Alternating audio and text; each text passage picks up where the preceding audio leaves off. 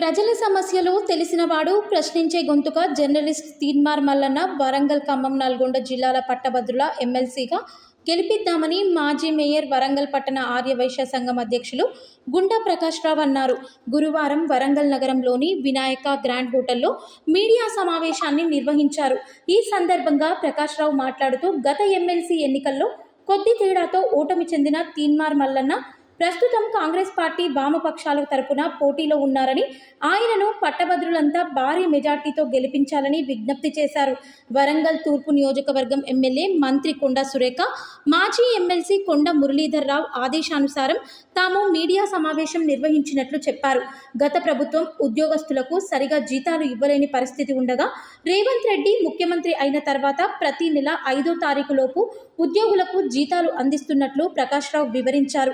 ఇచ్చిన హామీలను ప్రభుత్వం అమలు పరుస్తుందని, ప్రజా సంక్షేమ ప్రభుత్వం కాంగ్రెస్ ప్రభుత్వమే అని, అలాంటి ప్రభుత్వాన్ని అందరూ ఆశీర్వదించాలని కోరారు.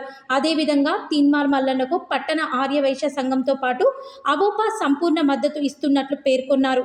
ఈ సమావేశంలో ఆర్యవైశ్య సంఘం రాష్ట్ర ప్రధాన కార్యదర్శి తొనుపునూరి వీరన్న, కాంగ్రెస్ నాయకులు రాజనాల శ్రీహరి, మల్యాల వీరమల్లయ్య, ప్రసాద్ తదితరులు పాల్గొన్నారు.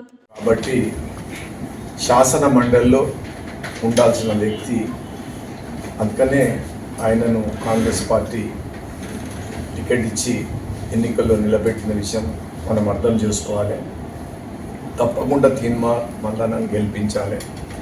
ఈ పోటీ అనేది ట్రయాంగిల్ పోటీ ఉంది వరంగల్లో. టీఆర్ఎస్ అండ్ బీజేపీ కాంగ్రెస్ తోటి పోటీ పడుతూ ఉన్నాయి. ఆ రెండు పార్టీలు కూడా టోటల్ ఫెయిల్యూర్ అని చెప్పక తప్పదు.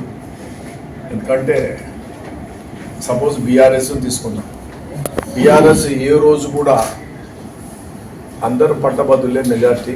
ఉద్యోగస్తులకు ఎప్పుడు జీతం వస్తుందో నెలల్లో తెలియని పరిస్థితులు. నిరుద్యోగులను పట్టించుకున్న పాపాన పోలే, ఉద్యోగాలు లేవు.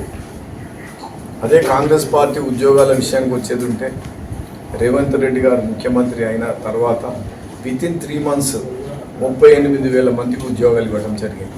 38,000 పీపుల్కు ఉద్యోగాల విషయం ఆలోచించేది ఉంటే, దేశంలో 40 లక్షల వేకెన్సీస్ ఉన్నాయి. దేశంలో మోడీ జీరో, ఆయన ఏమి ఉద్యోగాలు ఇచ్చింది లేదు. ఉద్యోగస్తులకు 5వ తారీఖు లోపలనే జీతాలు ఇస్తూ ఉన్నారు. అది కూడా కాంగ్రెస్ యొక్క ప్లస్ పాయింట్గా నేను తెలియపరుస్తున్నా. మరొక విషయం ఏంటంటే, బీజేపీ ఇచ్చిన అన్ని హామీలు కూడా తుంగలో తొక్కింది. విభజన చట్టంలో ఏ ఒక్క హామీని కూడా నెరవేర్చలేదు. విభజన చట్టం లోపల ఇచ్చిన హామీలు బయ్యారం స్టీల్ ప్లాంట్ అనుకోండి, కాజీపేట పోస్ట్ ఫ్యాక్టరీ అనుకోండి, తెలంగాణకు ప్రత్యేక ప్రతిపత్తి అనుకోండి, తర్వాత జాతీయ స్థాయిలో గుర్తింపిస్తాం ఏదైనా ఒక ప్రాజెక్టు అన్నారు, ఏ ఒక్కటి కూడా అమలు చేసింది లేదు. పుట్టి మాటలు తప్ప బీజేపీ చేసింది ఏం లేదు. అలాగే బీఆర్ఎస్ కూడా ఏం చేసింది లేదు. బీఆర్ఎస్ ఏం చేయలేదు కనుకనే పోయిన అసెంబ్లీ ఎన్నికల్లో ప్రజలు బీఆర్ఎస్ పార్టీని చిత్తుగా ఓడించిండ్రు. పార్లమెంటు ఎన్నికల రిజల్ట్స్లో కూడా కాంగ్రెస్ పార్టీ అత్యధిక స్థానాలు గెలుస్తుంది అనటంలో ఎలాంటి సందేహం లేదు. అందరూ కూడా ఒపీనియన్ పోల్స్లో అదే వస్తూ ఉన్నది ఈరోజు. కాబట్టి తీన్మార్ మల్లన్నను మనం తప్పనిసరిగా వారిని గెలిపించాల్సిన బాధ్యత ప్రతి ఒక్క గ్రాడ్యుయేట్ మీద ఉంది, ప్రతి ఒక్క పట్టభద్రుని మీద ఉంది. ముఖ్యంగా వరంగల్ నగరంలో కూడా పెద్ద ఎత్తున పట్టభద్రులు ఉన్నారు.